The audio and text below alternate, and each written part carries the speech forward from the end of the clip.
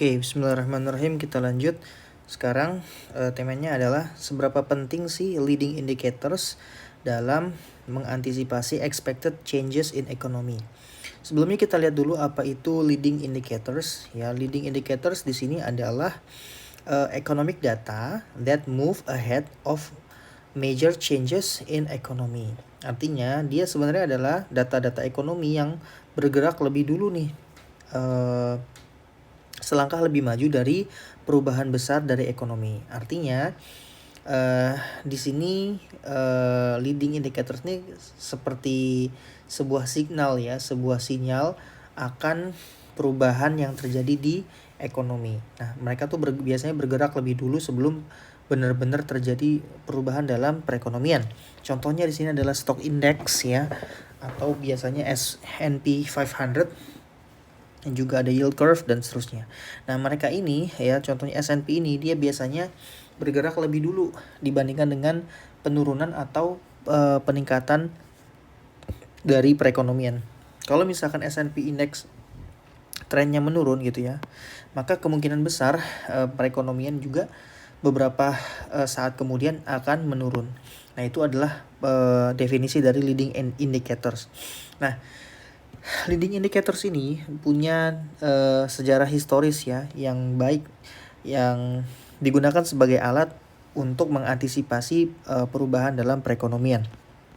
Nah, kenapa investment managers ini harus hati-hati terhadap leading indicators? Nah, di sini leading indicators ini dapat memberikan early warnings ya, atau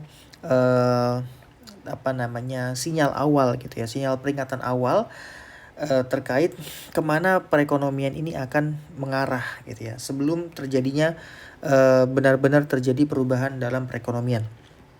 Nah, benefitnya apa? Di sini kita bisa jadi mengantisipasi perubahan market gitu ya dalam perekonomian. Itu contohnya misalkan kalau if leading indicator shows sign of economic slowdown, misalkan ada S&P index menunjukkan arah yang penurunan yang tajam. Nah, itu berarti adalah sinyal adanya penurunan pertumbuhan ekonomi seperti itu.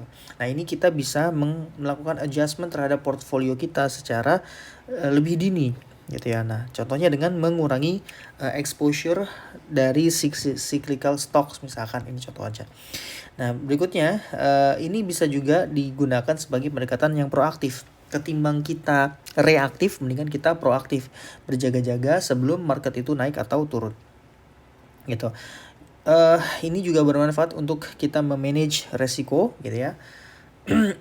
Lalu strategic allocation. Nah, di sini bisa menjadi dasar kita merubah weightage allocation berdasarkan economic condition.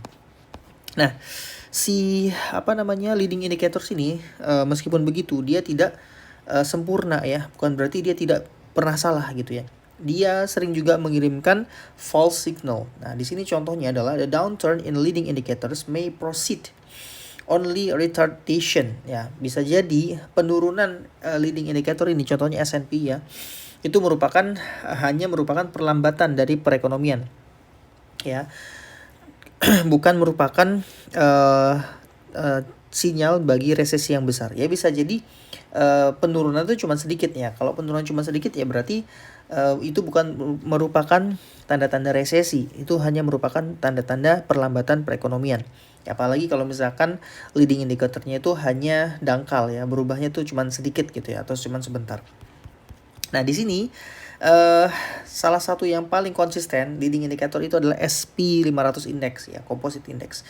Ini merupakan leading indicator yang paling konsisten yang menggambarkan kondisi pasar pasar keuangan ya, atau stock market atau capital market ya. Di sini ya kenapa? Karena stock market itu adalah menggambarkan ekspektasi of future company and overall economic condition gitu.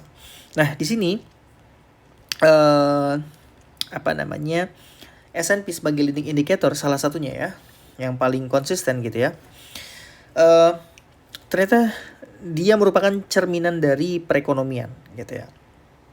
Kenapa? Karena mereka di saat yang bersamaan gitu ya. S&P ini bergerak bersamaan dengan indikator ekonomi yang lain, contohnya seperti makro ekonomi, inflasi, ekspektasi laba dan seterusnya. Kalau misalkan S&P ini bergerak naik gitu ya, maka ini merupakan cerminan perekonomian itu juga bergerak naik.